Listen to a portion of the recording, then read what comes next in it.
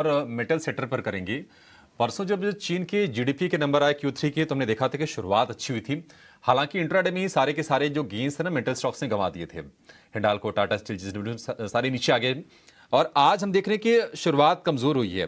Top losers में ये सारे के सारे शेयर आज फिर से शामिल हैं। तो क्या अभी लंबा इंतजार करना पड़ेगा किसी सॉलिड रिकवरी या फिर एक तरफा मूव के लिए? और क्या तब तक ये ट्रेडिंग वाले ही शेयर बने रहेंगे? मेरे ख्याल से आई थिंक एक सिक्लिकल सेक्टर होता है, तो ये सेक्टर को प्ले करना has to be done with cycles. Obviously जो चाइना की एक मूव है, क्या स्टिमुलस आता है, डिमांड कब वापस आती है स्पेसिफिकली उनके रियल एस्टेट में, which is going through a very horrible patch at this juncture. I think ये कहना थोड़ा मुश्किल है, बट डोमेस्टिक डिमांड काफी स्ट्रांग है।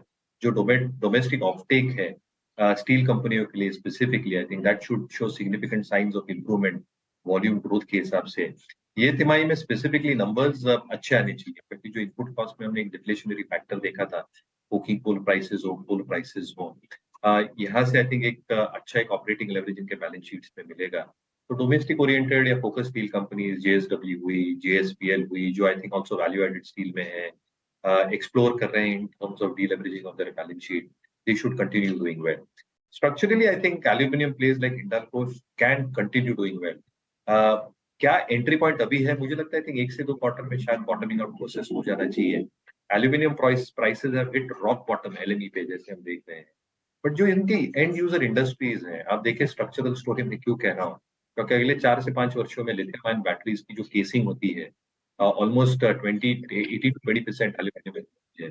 जो स्टील कोचेज है, वैगन कोचेज हैं, यहाँ पे आई थिंक जो एल्यूमिनियम लगेगा, ये अच्छा खासा लगेगा एज अ कॉरोडरी मटीरियल। और जो तीसरी चीज है, in terms of both their mines that they are having, bauxite के हो, एल्यूमिनिया के हो, एक हेजिंग होती है in terms of input cost as well. तो 1 2 तिमाहियों में आई थिंक एक बॉटमिंग आउट प्रोसेस होना चाहिए LME प्राइसेस का, as far as aluminium is concerned. But एक स्ट्रक्चरल प्ले एल्यूमिनियम स्टॉक्स जरूर रह सकते हैं। Hindalco probably can be a leader in that. कांटे की टक्कर है, जैसे हम कहें ना, टफ फाइट चल रही है बुल्स और बियर के बीच में। बुल्स ये चाहते हैं कि सपोर्ट मिल जाए और यहाँ से बाज़ार ऊपर आ जाए, और बियर्स का ये कहना है कि जो हमने दाव बनाया है, कल प्रेशर क्रिएट किया है, उसको मोर ड्रैग करना चाहते हैं। तो टफ फाइट है। बियर्स भी अपना दम दिखा रहे हैं तो बुल्स भी अपना दम दिखा रहे हैं। अगले हो सकता है आधा पौना घंटा और मशक्क़त हो, लेकिन जिस तरफ बाज़ार जाएगा वैसे ही पलटता जाएगा, क्योंकि फिर एक तरफ के लोगों को सरेंडर करना होगा। खैर एनी हाउ, अभी भी सपोर्ट बरकरार है।